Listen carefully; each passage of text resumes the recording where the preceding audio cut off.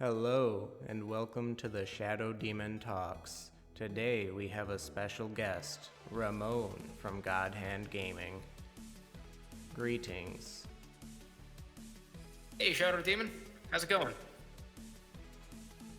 So, Ramon, people would say you're in a pretty special place right now. I don't know about special, but I'm definitely trying to put out some decent content as it goes. More specifically, you have a chance to reintroduce yourself to the community, and you could do so as Ramon or God Hand. Have you ever considered changing your name to God Hand? Not necessarily. I kind of wanted God Hand to be a more umbrella type deal, more like a title of the channel. Not unlike your London Players Guild or the like. I do plan on bringing a buddy in, so I don't think I'd be God Hand. I think God Hand is just gonna be like our channel name. So, why did you decide to jump into the Digimon TCG? So much like I feel a lot of other card players, kind of wanted to do YouTube for a while. I used to play Vanguard, and I considered doing some content on that. But Digimon has always been a part of my life since I was a kid. When my buddy actually told me about the new card game that was coming out, I called him a liar. And like I jokingly said, oh man, if that's true, I'll drop Vanguard tomorrow. And the next day I quit Vanguard. I don't know, I'm just really enthusiastic about Digimon. I've been playing a lot of the games. One of the first PS1 games I ever owned was Digimon World. I don't know, I just love it, man. It's just the first game to really inspire me to sit down and make content. I think that a lot of us understand completely where you're coming from. I think that a lot of us feel a very special connection with Digimon, though we're not entirely sure why. What do you think it is that Digimon does that makes us love it so much? The way I always kind of viewed Digimon was like a more mature like Pokemon. I know it's very hard for Digimon to kind of branch off from that stigma of being a Pokemon clone, even though that's kind of what it is if we're calling a spade a spade. I mean, it does a lot to differentiate itself, but at the end of the day, it is just a monster collecting game. But from the monster designs being more mature and more geared towards older kids, older boys more specifically, playing Digimon has always made me feel a little bit more mature rather than sitting down and playing the very whimsical Pokemon. So I think that's definitely where it stems from. That makes sense. Playing through Digimon games, you get a much more in-depth emotional story, whereas with most Pokemon games, they're extremely fun. They have their purpose, collect them all. However, Right. usually they don't pull at one's heartstrings as much, I suppose. So, how and why did you decide on deck builds done quick? That's a very interesting question. Initially, that was not the idea. I kind of just wanted to do a deck build video, but as I was sitting down and making the slides, I kind of got bored. So I decided to throw in little like jokes that would be visual gags that oh, if you're paying attention, you would see oh, I'm making dumb jokes on every slide. Rewarding people for actually watching the video. But as I was making it, and then I kind of wrote a script out, and when I initially recorded the script, when I did a test run through, before I even recorded actually, it came out at about 5 to 6 minutes. So then when I actually recorded it, edited it all down, took out all the little breaths and all that, it came out to about 3.5 minutes, and I was like, well, that's a really short video. I was running it by my friend, and we kind of brainstormed and we came up with deck builds done quick. It seemed like a really easy kind of series to make, and I personally really like short, digestible content. I think deck builds done quick is a really good place to start. It helps you get your feet wet, and it's something I can really easily repeat into the future. So you could say it was a really happy accident. Absolutely. From my perspective and from the videos I've seen, it definitely fills a certain niche within the community. It allows viewers to watch it while still watching all the other videos and not feeling as if they're consuming the same information twice. Right, and like I'm sure you noticed. I tried to do a little something different with episode 2.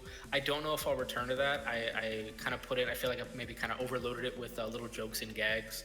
I'm actually in the process of scripting and recording episode 3 right now, and that one's a little bit more tame as far as jokes and gags go. Right. Speaking of episode 3, and you also mentioned a friend joining you possibly in the future. Do you have any other information to share about the future of your channel? Thanks for that question. As far as deck builds done quick, I think at least for the moment, that's just gonna be me. At least until I find my footing. My friend, his name's Andy. We're planning on releasing a podcast.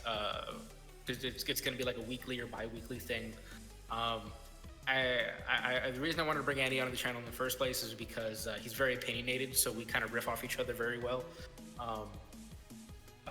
He's actually completely new to Digimon, and I think that's really great. He's really excited about the channel. He got me. He kind of got me all worked up for it. And if you wanted a little Easter egg on Andy or what he looks like or anything like that, if you go to my channel right now and check the channel banner, he's actually on there. I made him a little avatar, like the one I made myself. I see. It's really nice to hear that someone who is completely new to Digimon is getting into the card game. This is definitely a bonus to hear about for the TCG, where most people believe that everyone joining it is only doing so out of nostalgia. Well, the interesting take on that is my goal here, and I guess one of the goals of me making the channel was I am just trying to spread the word. I ended up buying in a lot of starter decks when they first got announced. So I actually distributed those to a lot of my friends actually for free, just to try to get buzz going. I bought a bunch of boxes. I actually bought a case for BT2. Just because I want to kind of I want to be the one here to start my local community, just so we can kind of grow in that way. And I think that'll overall help the game and help it get a footing here in the U.S. You know, and I encourage anybody watching, if you have any interest in the game, even if it means building a few starter decks out of your spare cards and giving them out to your friends for free, I highly encourage it, because we really do need to get this game global. The great thing is that even if we don't see a English release, just starting that community means you'll at least be able to play the game, because we have a great community of people that translate this, and I thank them every day. And I suppose a quick plug onto what you just said is that in my series where I talk about supporting this franchise and supporting the community, one thing that I think is very important when purchasing products like TCG is if you have a local game store, to see if they're willing to special order the product for you. It'll generally be a few dollars more. However, this shows that the game is alive to your local game store. It gets distributors involved. It shows the game in the West. So what I've personally done in that way, because I have a few locals around. I live in California, by the way, so I know that I'm in a different spot where there's a lot of locals. Some people don't even have any locals. But what I've done personally is I've talked to a few store owners, and what they've said is if you want to order like a case or something like that, to see if you can get like a group to go in on it, and then our store owner actually offered us to get it at cost.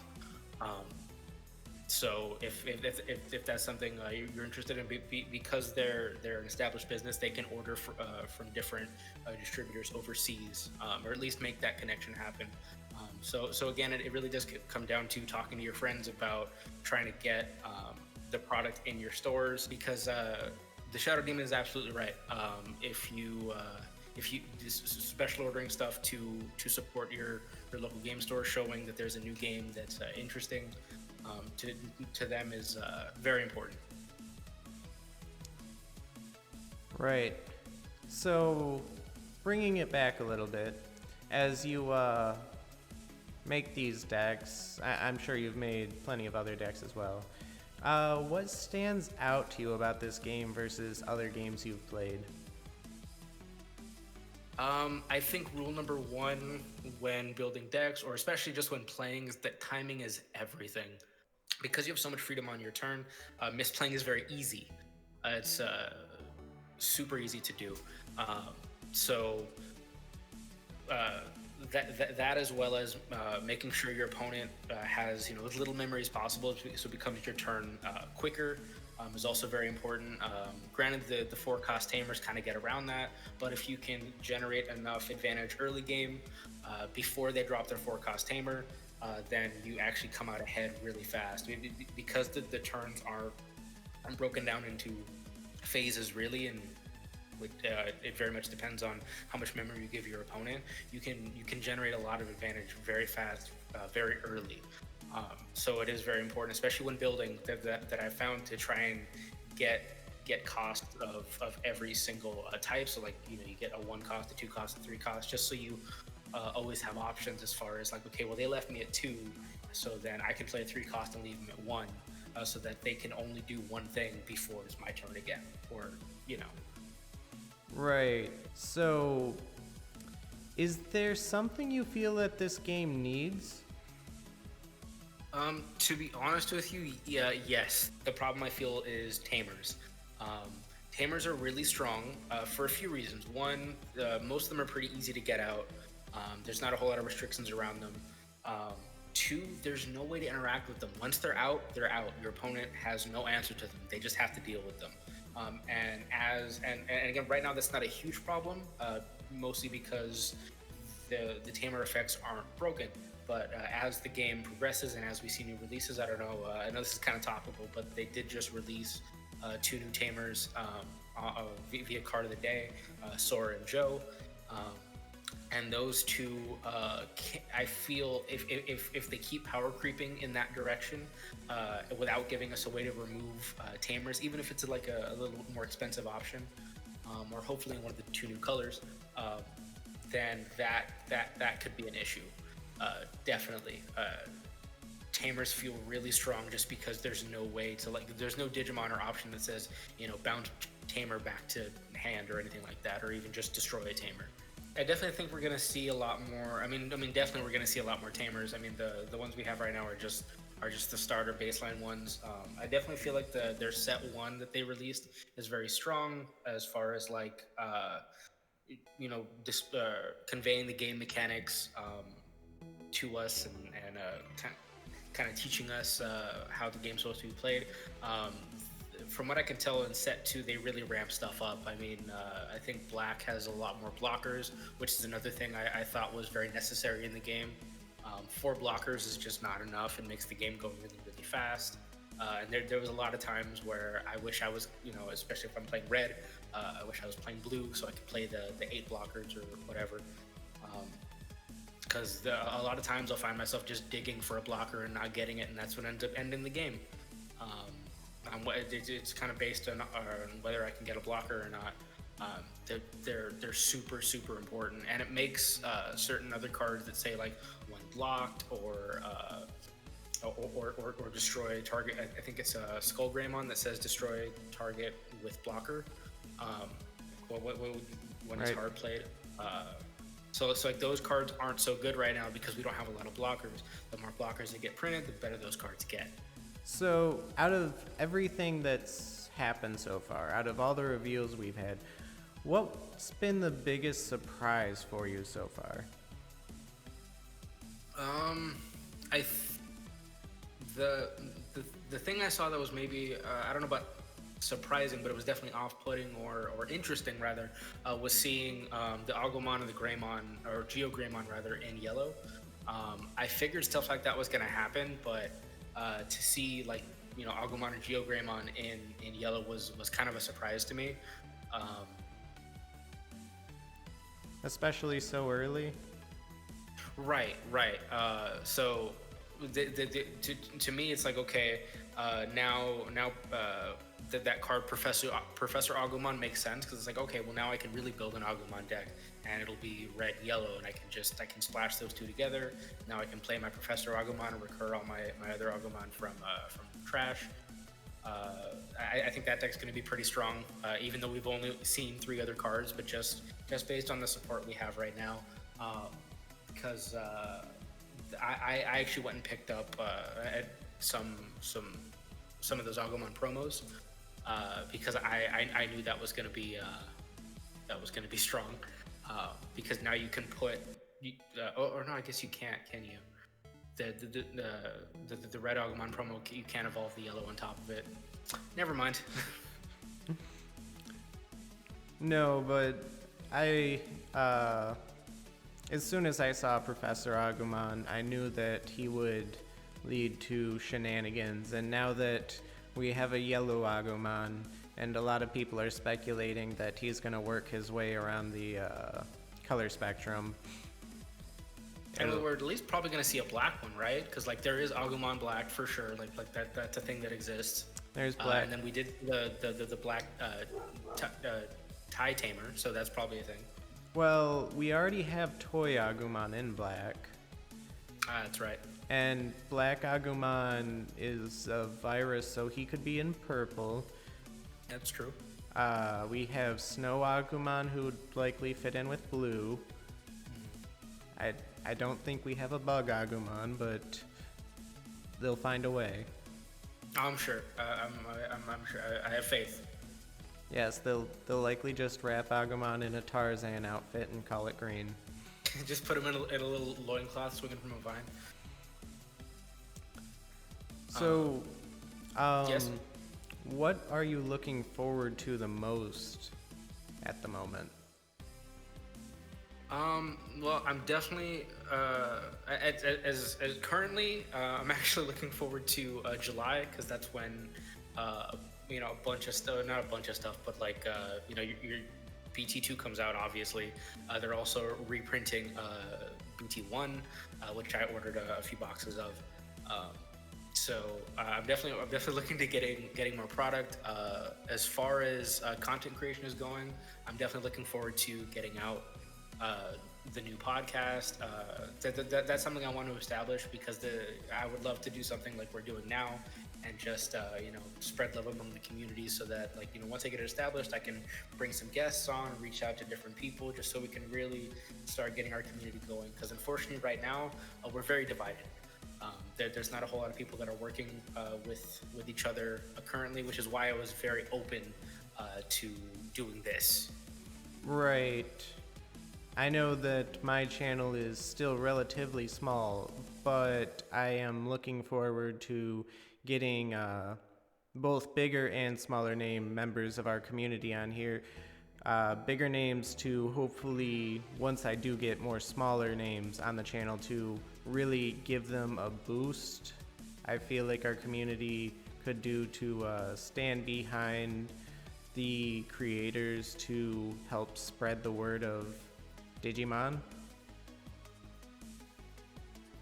Our community is great. I feel, or rather, I felt so welcomed.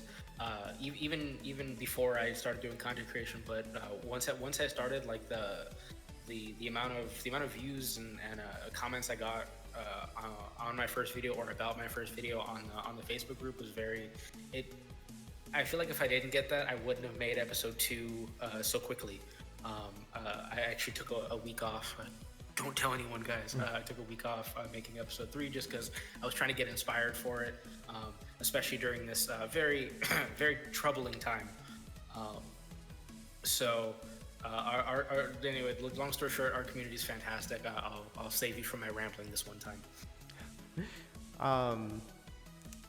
I feel like it's a very justified rambling. Coming into this community, I have never seen such wholesomeness, kindness, lack of toxicity. I also came from the card fight community, and I considered it a pretty decent community. I've heard horror stories about a lot of other card games, but it wasn't all sunshine and rainbows. The only community I could even compare this one to, which I wasn't a part of, was the Buddyfight community. Whenever I interacted with one of them, they were always smiling. They were so happy just to play the game, and I feel like I can see the beginnings of that with this card game. Yeah, this one definitely feels niche. I actually think to go off on just a small tangent, I think Digimon is actually really well positioned right now. You're familiar with Cardfight. I don't know if you still have your finger on the pulse, but there's the Bushiroad's making a lot of moves that aren't great right now. Same thing with Magic the Gathering. A lot of their player base is getting very upset, along with Yu-Gi-Oh.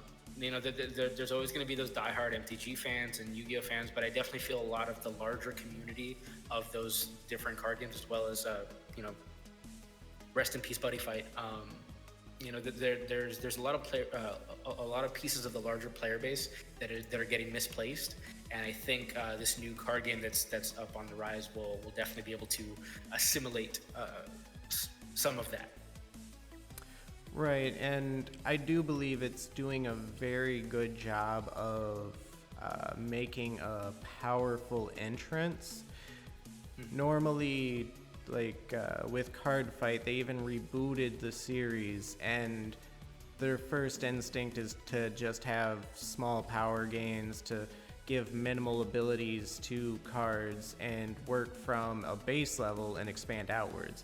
However, with Digimon, I'm noticing that they're putting abilities everywhere. They're giving us a little bit of everything so that they can fill in the gaps, and it really seems like while there might be a little bit of power creep, I feel like even cards from the first starter decks might be viable down the road. Absolutely. I actually think my favorite cards, just like as a cycle, there's one in each color. I kind of gush about it on my episodes, but the one cost options that give you 3K and then have like a really good security skill, those are like my favorite cards. Like I will put those in any deck. In my personal build, I splashed blue in a red deck just so I could play Emerald Blaze because I wanted the extra draw power. Those cards are great, and I feel like that's a really good example of a well-balanced card, because 3K is a really substantial power boost, especially for one memory. It puts you above. It can put your rookies above like a level 4, which is fantastic. And then those security skills are very indicative of the color, like blue being able to draw, red getting extra security skill and whatnot. They're making a lot of good moves as far as trying to future-proof their game and making sure there's no terrible cards. There's bad ones, but there's not terrible ones. Right. Jumping off of that, while I have a lot of predictions in place, what do you feel like every color that we've seen so far, red through black, needs for themselves to really level up?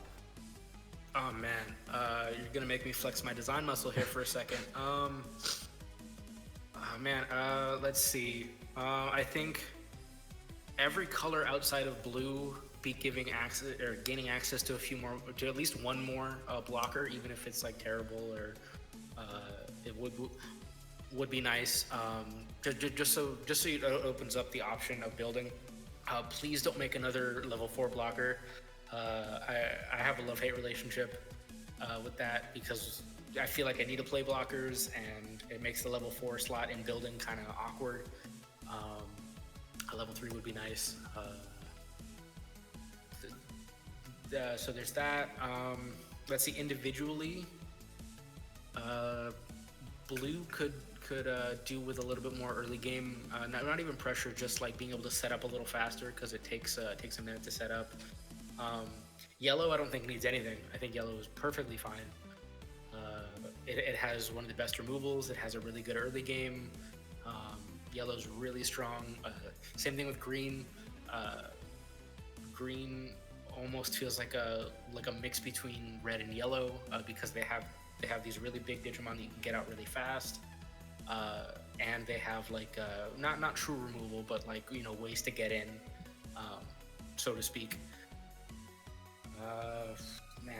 Red. I don't know if red really needs a whole lot. I'm not saying it's perfect, mind you.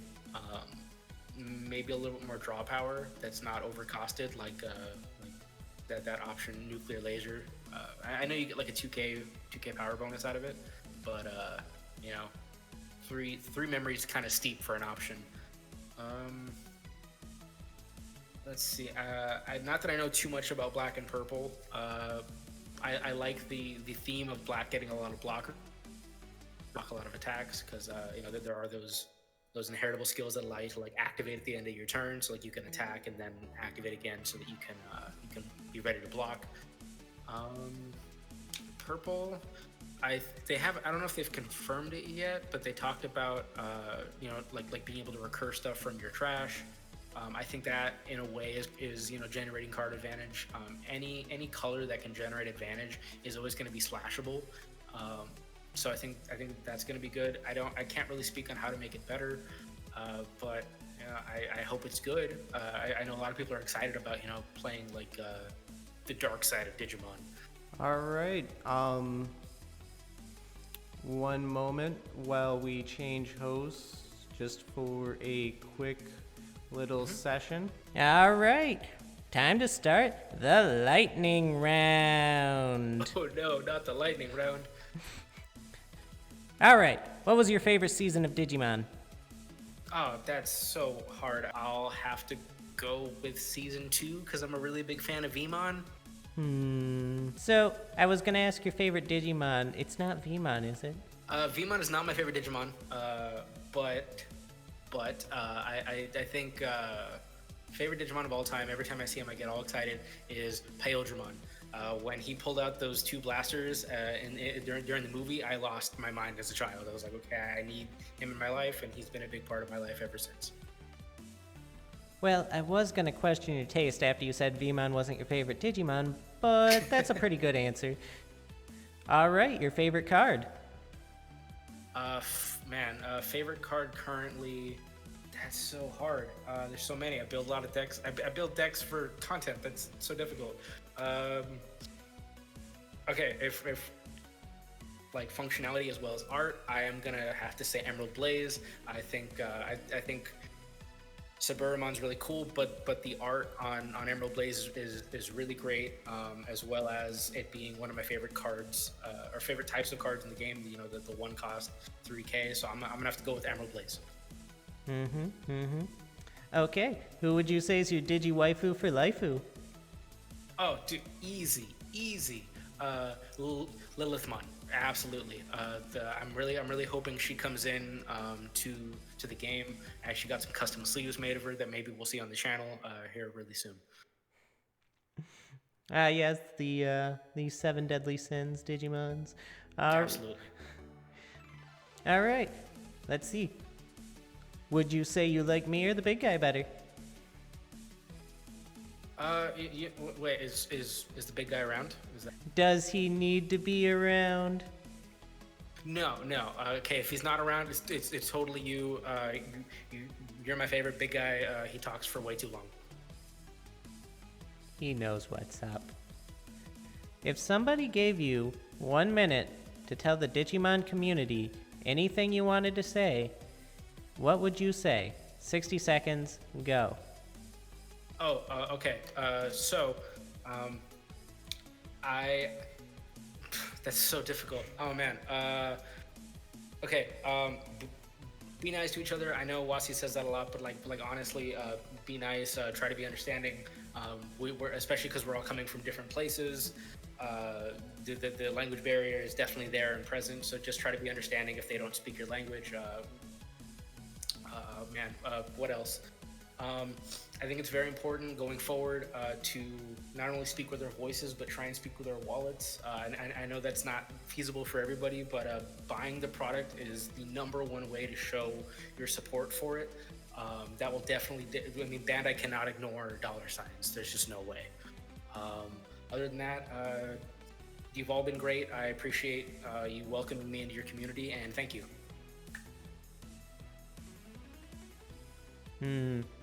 I wasn't looking at a clock, but I guess that was 60 seconds. Yeah, you had me sweating over here. Yeah, alright. Time for me to swap back. And the fan favorite returns. Right, the fan favorite, of course. All right, that wraps up all of the questions I've had for you. Is there anything else you'd like to discuss? No, what I want to say is that if this is your first video that you're watching of either me or the Shadow Demon, please try and subscribe, or even if you don't want to do that and you don't want to fill your feed with a bunch of useless garbage, leaving us a like, giving us some kind of comment. It definitely for me helps push me in making content. I'm sure it does for the Shadow Demon here. That's about all I can say. What about you? Right. Going off of what you just said, if you're watching this video, unlike this video. Get into the habit of it. You don't have to leave the video with a like, but understand that it does help give content creators of Digimon a boost in YouTube's algorithms, which makes us more prevalent for people who might randomly stumble upon us. And if you are a content creator watching this right now, and you feel that maybe you need some help, I will personally, try and message me, get in contact with me. I will personally give you tips on how to either improve your audio quality or maybe some editing techniques. I am always here to help, and I do feel that the Shadow Demon here is of the same mind. Right. This community is wonderful, and as you can hear from Ramon here, we are more than happy to help anybody who needs it. All right, I suppose that wraps up this spotlight. Well, thank you very much for having me, Shadow Demon. I appreciate your time. I am now melting in my room because I have turned off every fan in here so I could get the audio correct. But again, thank you so much for having me and giving me some of your time. Anything else you want to close that on? No, that sounds about good. Until next time, guys, stay wholesome. Okay, thanks, bye.